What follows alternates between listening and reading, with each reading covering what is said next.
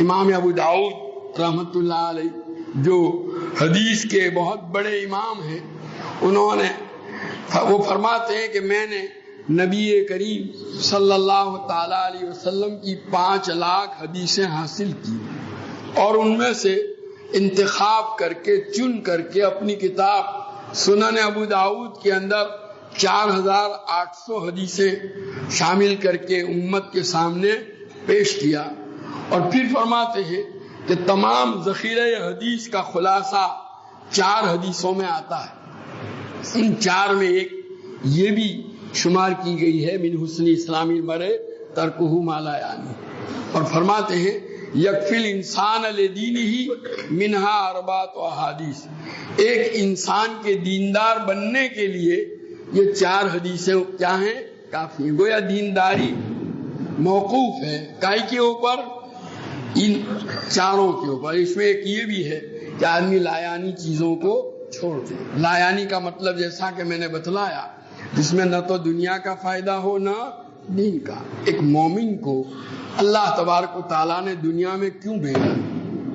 یہ زندگی اللہ تعالیٰ نے جو ہمیں عطا فرمائی، یہ جسم عطا فرمایا، اس جسم میں مختلف قوا کی شکل میں اللہ تعالیٰ نے بے شمار صلاحیتیں ہمارے جسم میں اللہ نے فٹ کر دی ہے۔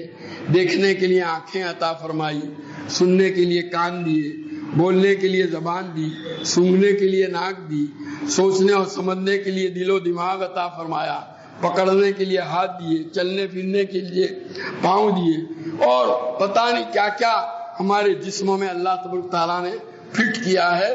یہ جتنی بھی صلاحیتیں ہیں اور یہ جسم اور یہ عمر اور زندگی، اور بھی زندگی کے ساتھ اتنا ہی نہیں جو ہمارے پاس ہے، بے شمار اللہ تعالیٰ کی نعمتیں ہیں جن کو ہر وقت ہم استعمال کرتے ہیں۔ اس کا مقصد کیا ہے؟ کیا یہ خالی اس دنیا میں آ کر کے کھا پی کر کے تفریح اور سیر سپاٹا کر کے چلا جانا ہے؟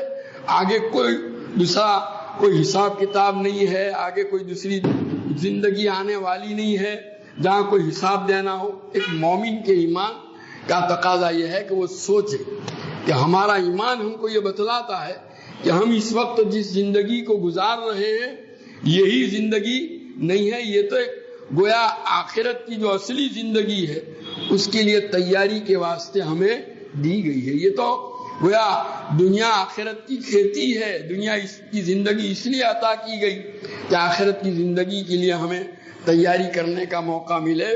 اصل زندگی وہ ہے، ایسا نہ سمجھیے کہ یہاں ہم کھائیں گے پیئیں گے سیر سپاٹا کریں گے تفریح کریں گے عیش و عشرت سے اوقات کو گزار کے مر گئے ختم ہو گیا۔ نہیں، ختم نہیں ہوئے، بلکہ دوبارہ زندہ ہونا ہے، اللہ کے حضور میں پیش ہونا ہے، اور اللہ تعالیٰ کو ہماری اس دنیا کی زندگی کا ہمیں حساب دینا ہے۔ ایک ایمان، مومن کا ایمان ہر وقت اس کو یہ چیز بتلاتا ہے۔ گویا ہماری زندگی یہ جانوروں کی طرح نہیں ہے۔